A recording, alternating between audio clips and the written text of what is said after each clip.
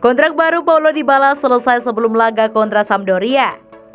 Bianconeri akan berusaha untuk membangun tren setelah berhasil mengalahkan Spezia dengan skor 3-2 pada Rabu 22 September lalu, yang merupakan kemenangan perdana mereka di Serie A pada musim ini.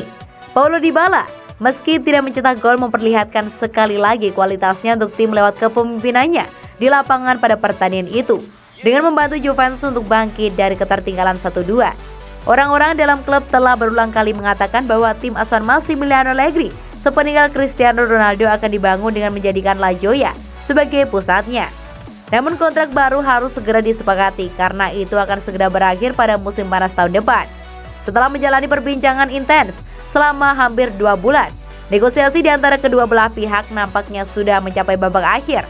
Sky Sport Italia mengklaim bahwa perwakilan Dybala akan melakukan pertemuan lagi dengan manajemen Singonya Tua sebelum pertandingan kontra Sampdoria di Giornata ke-6 Serie A akhir pekan ini. Mereka mencoba untuk menyelesaikan negosiasi sesegera mungkin. Stasiun televisi olahraga tersebut mengabarkan bahwa negosiasi memang berada dalam tahap lanjutan, namun mengklaim bahwa kesepakatan mungkin baru bisa tercapai pada pekan depan. Sementara itu, Dybala diperkirakan tidak akan memulai sebagai starter pada pertandingan kontra Sampdoria karena Allegri ingin mengistirahatkannya sebelum laga kontra Chelsea di Liga Champions tengah pekan depan.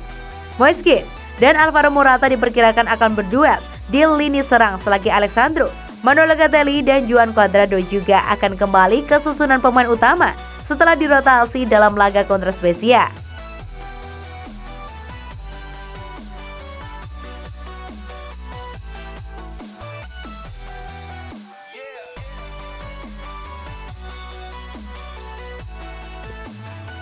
Fabio Capello tak setuju dengan Dybala sentris. Pelatih legendaris Italia Fabio Capello tak sependapat jika Juventus musim ini akan mengandalkan Paulo Dybala semata alias Dybala sentris. Sebelumnya gagasan Dybala sentris tercetus setelah raksasa Liga Italia Juventus ditinggal mega bintang Cristiano Ronaldo yang memilih balikan bersama Manchester United. Kapten Singonya Tua itu yaitu Giorgio Chiellini menyampaikan jika sejak ditinggal Ronaldo, Juventus akan bergantung penuh pada Paulo Dybala. Ia optimis jika Dybala akan menambah peran yang ditinggalkan sang mega bintang. Pendapat Chiellini dikukuhkan oleh Wakil Presiden Juventus Pavel Nedved. Legenda La Visa Signora juga bahkan belak-belakan jika Dybala akan jadi pusat proyek klub. Tak ayal jika manajemen Juventus segera memperpanjang kontrak striker berusia 27 tahun itu, mengingat masa baktinya di Turin akan berakhir pada Juni 2022 nanti. Alih-alih mendukung ide Dybala sentris, ex-pelatih Juventus Fabio Capello malah menentangnya. Ia menilai jika Juventus tidak bisa hanya bergantung pada Dybala seorang. Fabio Capello tak sependapat jika Juventus musim ini akan mengandalkan Paulo Dybala semata, alias Dybala sentris. Pelatih yang pernah membesut klub besar Liga Italia termasuk AC Milan dan Juventus itu menganggap jika Dybala tidak dapat melakukan semuanya sendiri. Kendati Capello meyakini bahwa Dybala akan menyumbang banyak gol, akan tetapi hal tersebut tak cukup untuk jadi tulang punggung Juventus musim ini. Yang paling penting adalah dia merasa sehat secara fisik, menghindari masalah seperti musim lalu jika dia fit.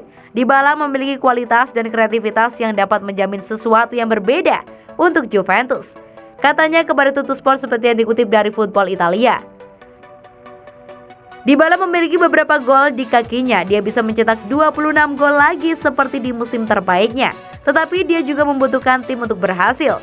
Tapi kamu tidak bisa berpikir bahwa dia bisa melakukan semuanya sendiri, jelasnya.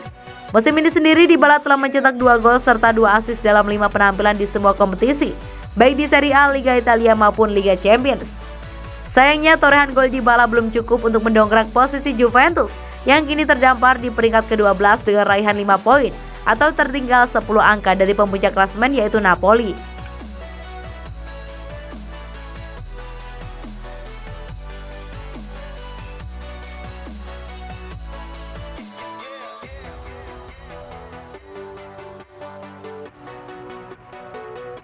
Pietro Verchowod, Massimiliano Allegri tak baca sejarah.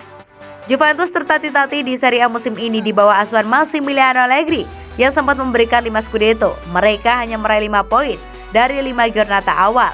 Hal itu terbilang mengejutkan. Namun tidak demikian bagi Pietro Verchowod. Verchowod sama sekali tidak terkejut melihat keterpurukan Juventus. Dia terang-terangan menyebut hal itu terjadi karena kebodohan Allegri yang mau kembali menangani Bianconeri setelah didepak pada akhir musim 2018-2019. Menurut dia, pelatih berumur 54 tahun itu seharusnya membaca sejarah. Setelah sukses, kembali ke tim yang sudah kehilangan para pemain terbaik dan harus membangun ulang segalanya adalah sebuah kesalahan. Urai Pietro Verchoward yang juga seperti yang dikutip dari football5star.com dari tutup Mercato Web. Orang-orang berharap yang terbaik dan Anda sudah memberikan itu sebelumnya. Ex-pemain Juventus pada 1995 sampai 1996 itu menambahkan, kuda-kuda yang kembali tidak pernah berhasil. Anda harus membangun tim dengan membuat paduan tepat antara para juara dan pemain-pemain muda. Gagal melakukan itu, Anda tak akan kemana-mana.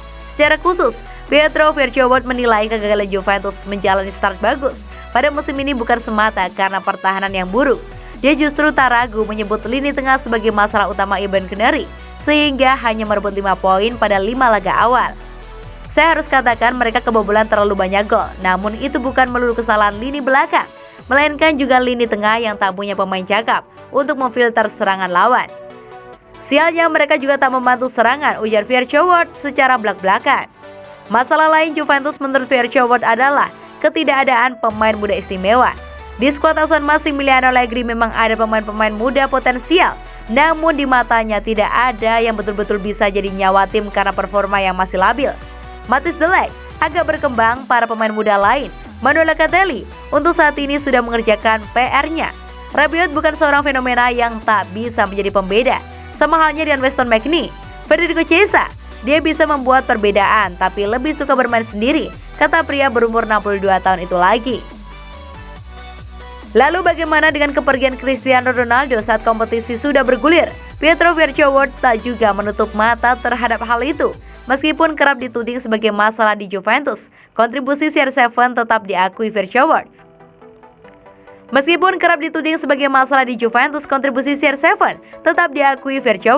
Kehilangan Ronaldo, iya, dia mampu membuat keberadaannya dirasakan dan bisa menyelesaikan masalah.